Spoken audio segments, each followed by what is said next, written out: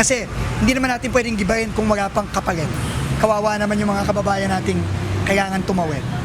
Konting tiis na lang po, konti na lang. Araw-araw na inaakyat ni John Lloyd Dizon at Quirino de Guzman ang Mount Camuning Bridge sa EDSA. Kahit mahirap, tinatyaga nila ito dahil ito ang tanging daan papunta sa trabaho. Kaya natuwa sila nang mapapalitan na ito ng bago. So, palitan naman yung ano na yan, daanan niya kasi masyadong mataas, masyadong matarik. Kaya pag dumataan ka dyan, nakakaingan. Dito nakakapagod din. Pero no choice kaya dito na kami dumataan talaga eh. Kaya days na lang talaga, tsaga, ganun. Wala naman kasi ibang dadaanan pag doon sa MRT, malayo. Dapat lang palitan nila, ilagay sa moderno para yung mamamayan makinabang naman sa mga tax na binabayaran namin. Ayon kay Transportation Secretary Vince Dizon, upang hindi maabala ang mga gumagamit ng tulay, gagawa muna ng bagong overpass bago gibain ang Camuning Footbridge.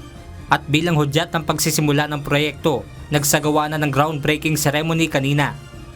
Prefab na gato, meaning madali siyang i-install para mabilis. Kasi sabi ni Presidente, masyado nang matagal itong Mount Camuning, kailangan talaga bigsan na yung kapalit nito. Yung Mount Camuning was inaccessible.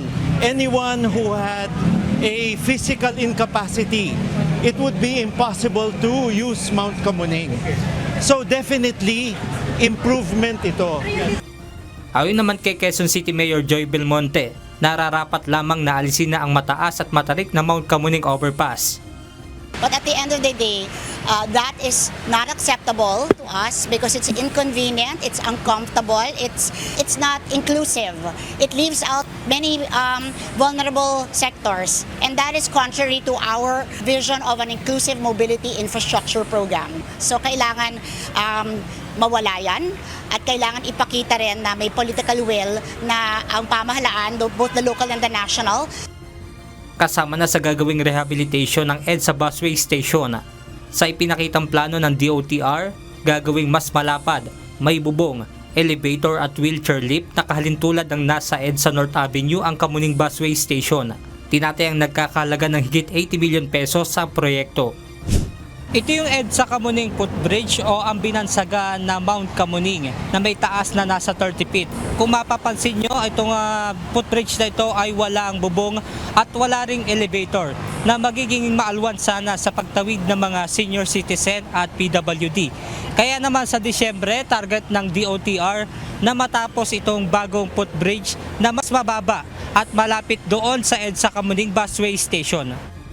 Ayon kay Secretary Dizon, walang magiging abala sa biyahe ng bus sakaling simulan na ang pagsasaayos sa Camuning Busway Station. Minimally magiging epekto at yung mga, kunyari, yung mga bridge na yan, kagaya nung nakikita yung ginagawa nila ngayon sa Mega Mall, nagtatrabaho lang sila para maisara ang EDSA.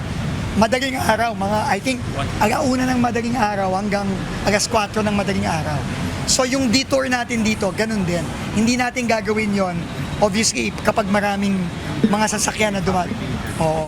Benedict Samson, UNTV News and Rescue. Diyos ang aming sandigan, serbisyo publiko ang aming pinahahalagahan.